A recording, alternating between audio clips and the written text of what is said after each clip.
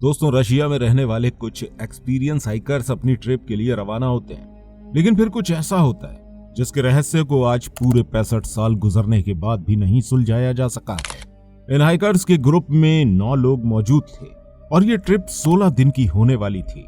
लेकिन किसे पता था कि उनका ये सफर इनके लिए आखिरी सफर बनने वाला है। कोई नहीं जानता था कि आखिर इन लोगों के साथ क्या हुआ, जो ये कभी अपने घर लौटकर वापस नहीं आए। और आज इतना समय गुजरने के बाद भी कोई इनकी मौत के रहस्य को नहीं सुलझा पाया। क्या थी इन हाइकर्स की कहानी, चलिए जानते हैं दोस्तों। ये समय था 1959 का जनवरी का महीना था, जब ये लोग एक बहुत ही रोमांचक ट्रिप के लिए रवाना होते हैं। इस ग्रुप में मौजूद सभी लोग काफी ज्यादा एक्सपीरियंस होल्डर थे। दोस्तों, ये लोग एक ऐसे रास्ते से जाने वाले थे जहां से पहले किसी भी रशियन ने हाइकिंग करने के बारे में सोचा भी नहीं था। ये लोग ओरल माउंटेन के जरिए नेटिव मानसी लोगों के टेरिटरी से गुजरने वाले थे। इस ट्रिप के मेन लीडर का नाम इगोर डैटलोव था और इन्हीं के नाम पर उस जगह का नाम रखा गया जहां इन लोगों की डेड बॉडी मिली थी। दोस्तों, स्टार्टिंग में तो इन लोगों की ये ट्रिप काफी अच्छी जा रही थी, लेकिन फिर अचानक से ये 9 के 9 लोग कहीं गायब हो जाते हैं। दिन था 28 जनवरी का, जब ये ग्रुप माउंटेन की तरफ रवाना हुआ और यही वो दिन था जिसके बाद से इस ग्रुप को दोबारा नहीं देखा गया।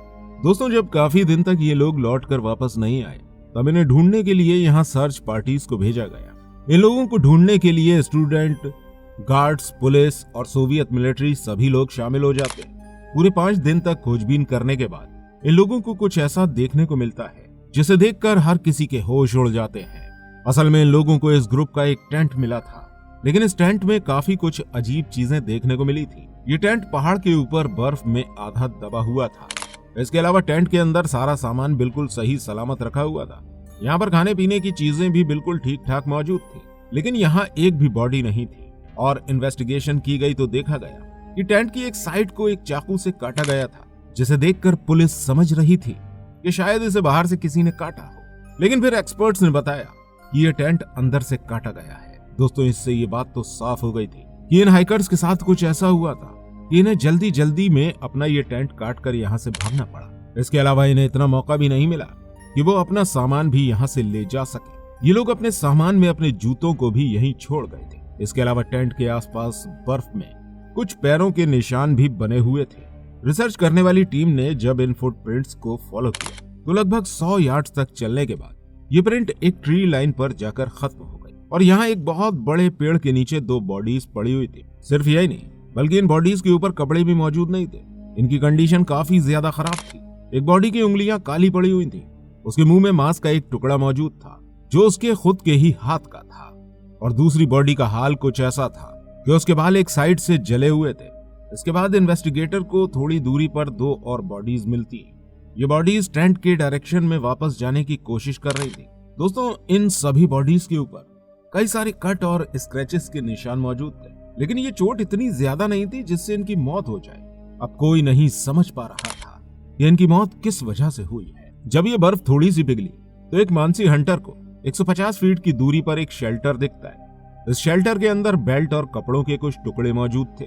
दोस्तों, रिसर्चकर्ताओं को शक था कि शायद बाकी की बॉडीज इस शेल्टर के अंदर हैं और काफी मेहनत करने के बाद उन्हें इसके 10 फीट के अंदर से बाकी की बॉडीज भी मिल जाती हैं।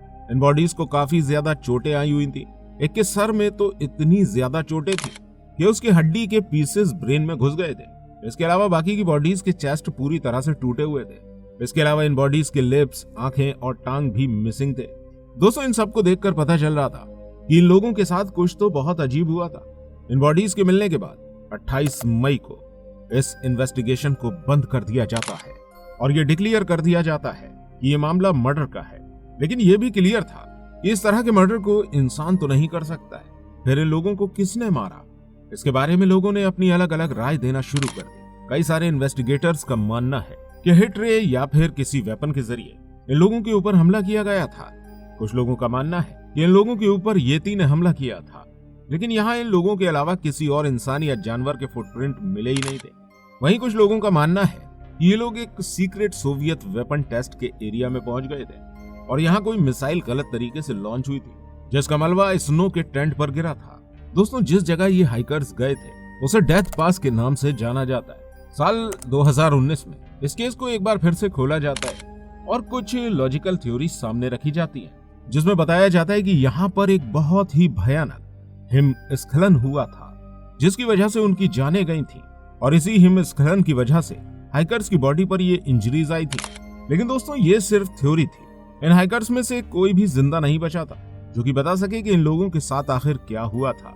इन एक्सपीरियंस हाइकर्स को इतनी अजीब तरीके से मारा जाना एक बहुत ही अजीबोगरीब घटना थी। इस केस से जुड़े हुए कई सारे ऐसे सवाल हैं जिन्हें आज तक नहीं सुलझाया जा सका है और शायद आगे भी कभी नहीं सुलझाया जा सकेगा।